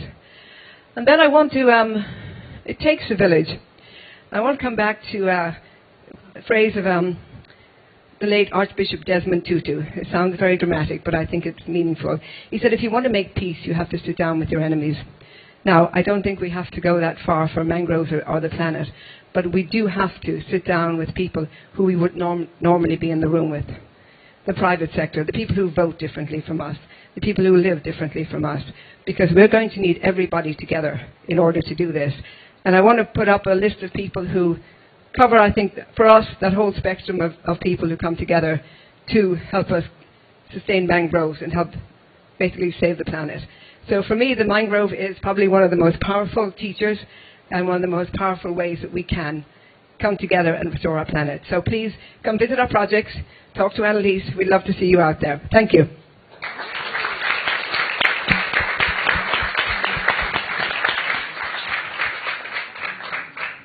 Thank you. Wow. I know I'm sure we're going to have a lot of questions for all of you here, so I want to move forward. Next is Casarina Mckinney Lambert. She's the Executive Director of the Bahamas Reef Environmental Foundation, and just give me a little snapshot of what's going on out there. Great. Can you hear me? Wonderful. Well, thank you so much. It is such a pleasure to be here and to see old friends and new friends, and I have learned a lot and look forward to chatting with many of you afterwards. So I am...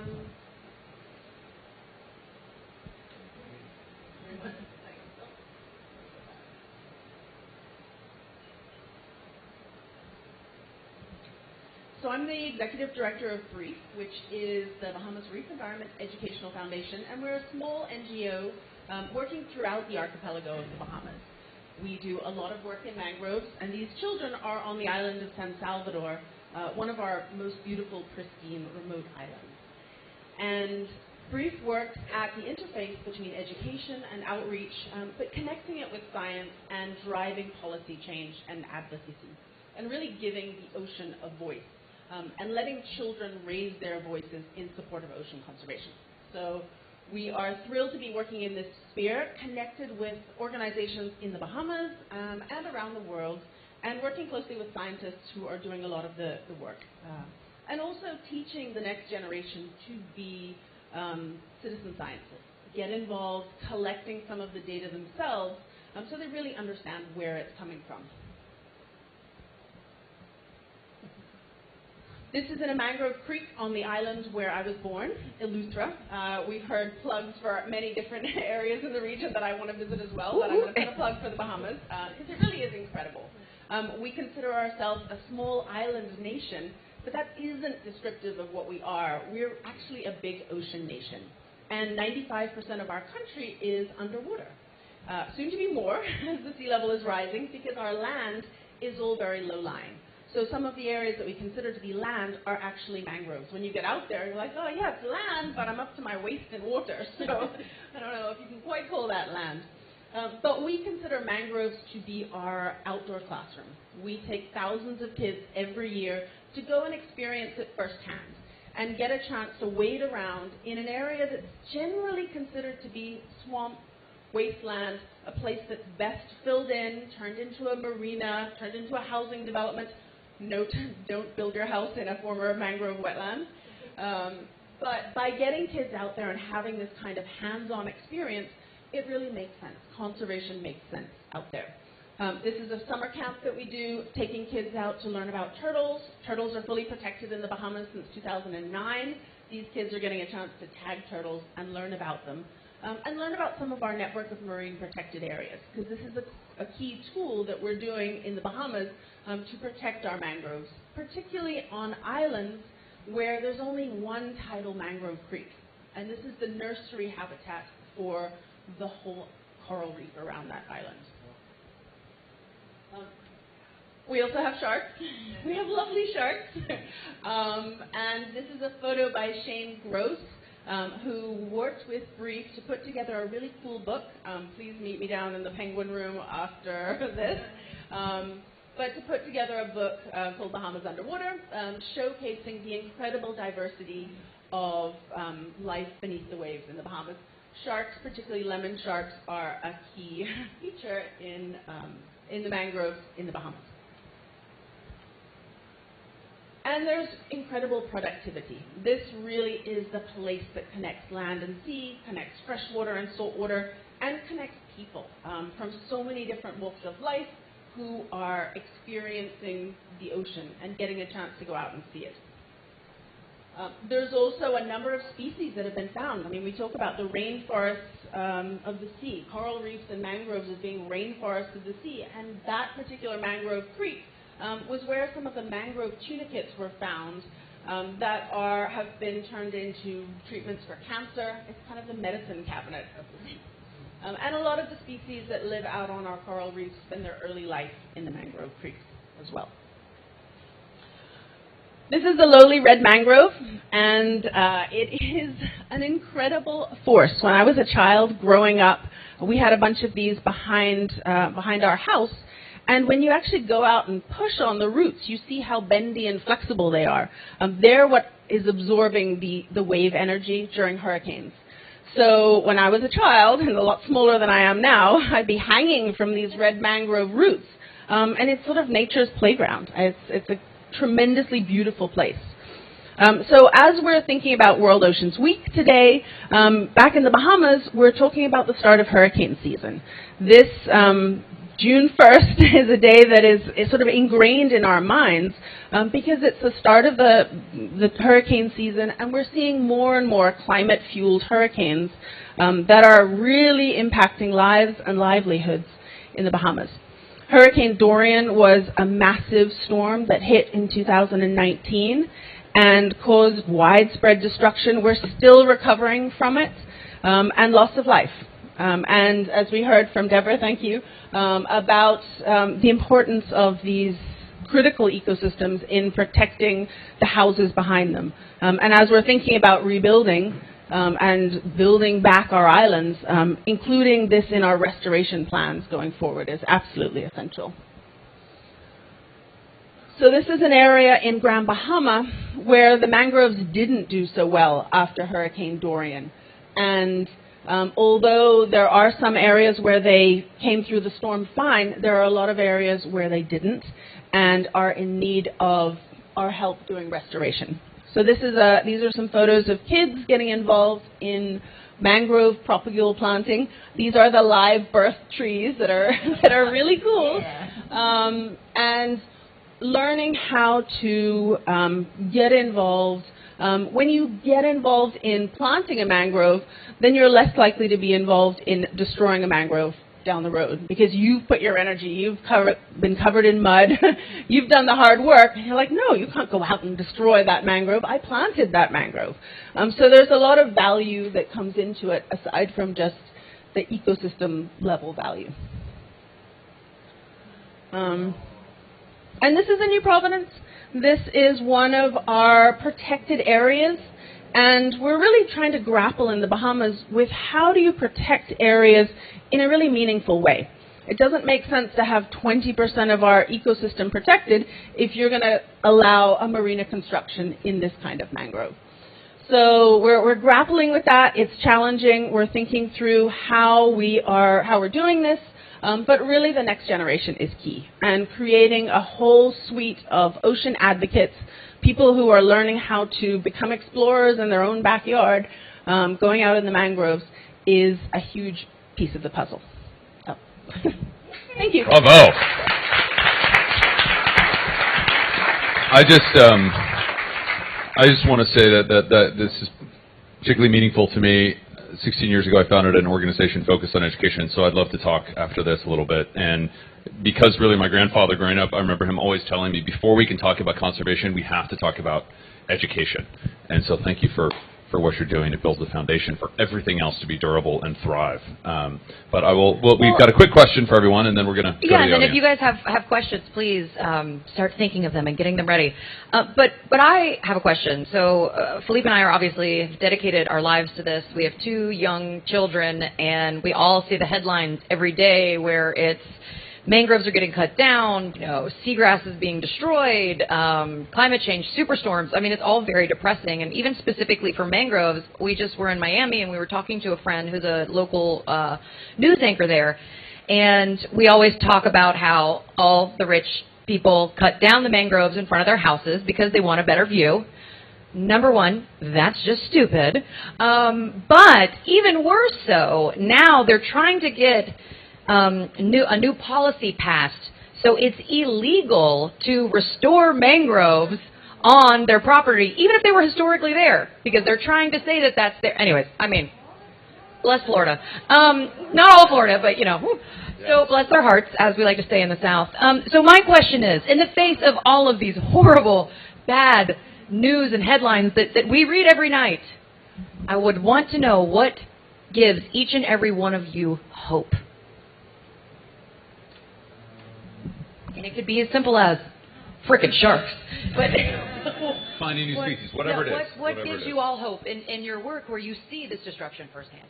No, I think what gives me hope is my colleagues and the people that I meet where I go and I interact with scientists and people from NGOs and people like the Blue Carbon panel that was here.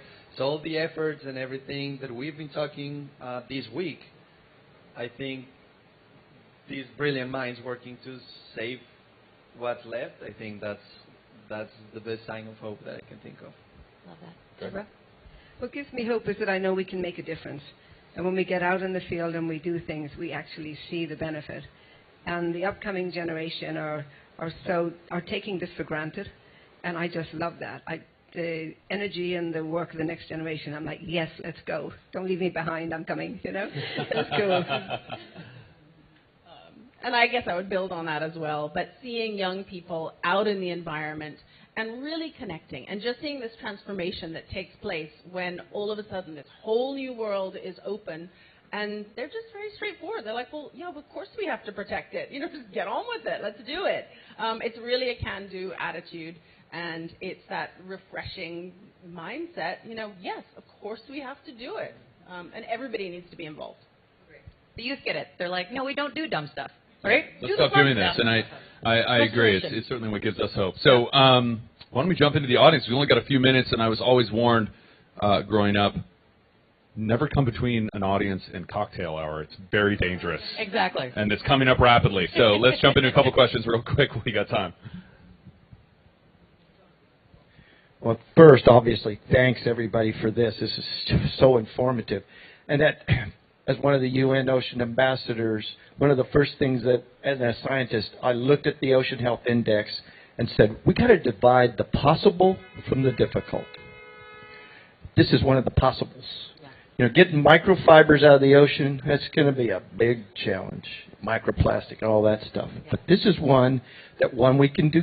So this is, if you can do anything. And the other piece that, I didn't hear anybody make this statement, but the fact that the mangrove tree, compared to our other trees that we're planting, is about 40 times more effective. So if you're going to give $1 to plant a tree, find a mangrove group and give them the $1. Or the seaweed group, which is not this group, but this is the blue carbon group, because that's even 40 times more than the mangrove. And grows faster. Remember, trees suck, except for mangroves. I love trees, but yeah, anyway, you're 100% right. But something that Deborah said, which I, friend and all of that, love, the carbon credits that were talked for before and all of that, what's over the horizon? I mean, I think we're kind of getting to the cusp that we can justify now that we're putting, everything that happened at the ocean conference yesterday, the value that we're putting on ocean and stuff now. And so we know what we've got, these kind of carbon credits. We're starting to have these first things like the last presentation had, the first Seagrass one, the first this. We're starting to have some of these programs happen. But what do you see as the high end, let's say in the next 3-5 years, for the carbon credit thing? If the values, because I know it's gone from like $80 or actually I think it was like 20 a gigaton, and now it's like 80 or something. What's the high end? And that's gonna really help us launch, because we're going to be able to get these credits to fund these things. That's it. Somebody jump in. If you mean the high end in terms of value, or just the high end, the outcome? So it started with I think 20 US and 20 euros, and then the EU came out and said, wait a second, this is way too low, we're starting at 50. I've seen figures a few years ago when this was an issue in the U.S. courts. They were looking at carbon taxes or carbon values of up to about $120 US. So my sense is, as we become more aware of the value of mangroves and blue carbon, green carbon, blue carbon, that it's going to be that the price is going to go up, because more and more people and more companies are looking for ways to offset carbon. And our challenge will be to make sure that we do that properly and it isn't a greenwash. But carbon will become a scarce resource. And I believe that in the future the value will be higher. How long that will take, I don't know, but I think that's the trend we're going in. So you don't have a gut feel for when we get to 150, 300? Oh, I think we'd get 120, 150. Do I hear 300? I don't know. And I would say when I was researching for the book, the last stat that I found to actually try to put money on mangroves, it was that annually, worldwide, mangroves contribute directly to local communities $1.6 trillion. But that wasn't taking into account storm surge protection. It was only just doing directly to local economies. It wasn't doing all the ancillary. So, and that's just 1.6 trillion a year, and that again is just directly to local communities. So, I mean, if we're going to put a number on them, I can't imagine how high it would be if we actually think of all the other externalities. Yeah. Exactly. Mm-hmm. Yep.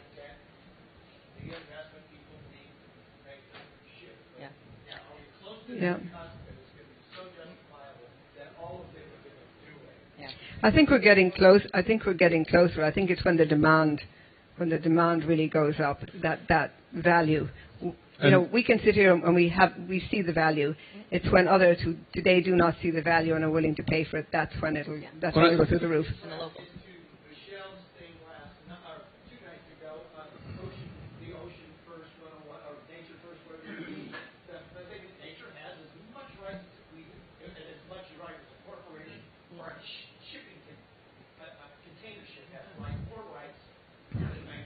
Well, and I think that also there's a big knowledge deficit. I mean, it was acknowledged yesterday by one of the speakers at the UN event that we're only beginning to talk about ocean functions and services at the bloody COP conferences, and it's 2022, for God's sake. And so there's the importance of this, and we say it tongue-in-cheek, although we are thinking of creating some T-shirts that say trees suck, simply because we need to be a little bit provocative, I think. We need to be able to, let people know, how important these marine ecosystems are, because people still automatically defer. You talk to the big corporations. I mean, we were just on the phone with HP and others, and, they're like, we're planting trees. And I'm like, don't do that.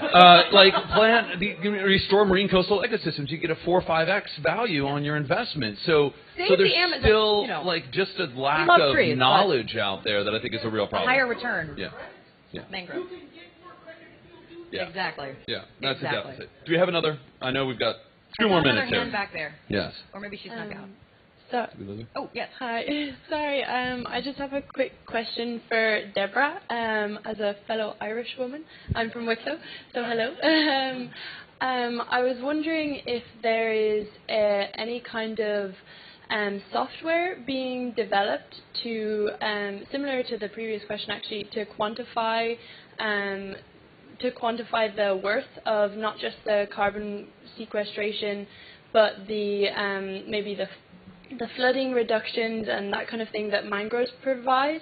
There's a group, I think they're based in Ireland and elsewhere, called iTrees. They've developed this software. You probably are well aware of it already. That if you input the diameter and height and species of the tree, it spits back out the carbon sequestration and the net worth of the actual wood value if the tree is cut down, but then also the things like flooding reduction and things like that. I was wondering, is there an equivalent for mangroves? I haven't seen it yet. I know there's some work going on in it, but it's sort of fragmented.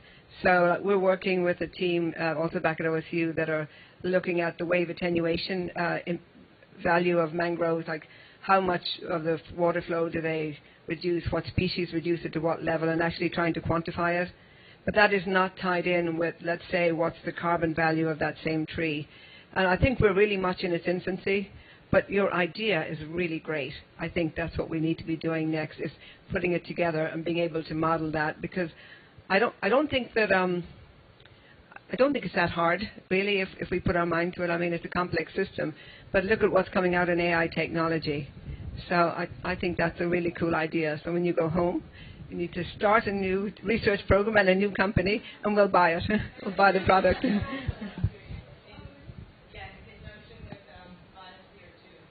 Oh, great.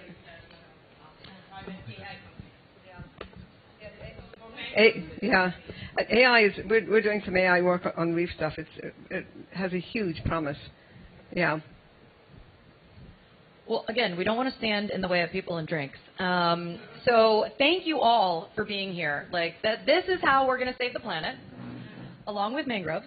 But all of us working together. Thank you so much. Thank you, Explorers Club. Thank you all so much. This is also what gives Philippe and I hope when we're drinking a glass of wine at night and we're like, oh shit, this is bad. We're like, no wait, hope.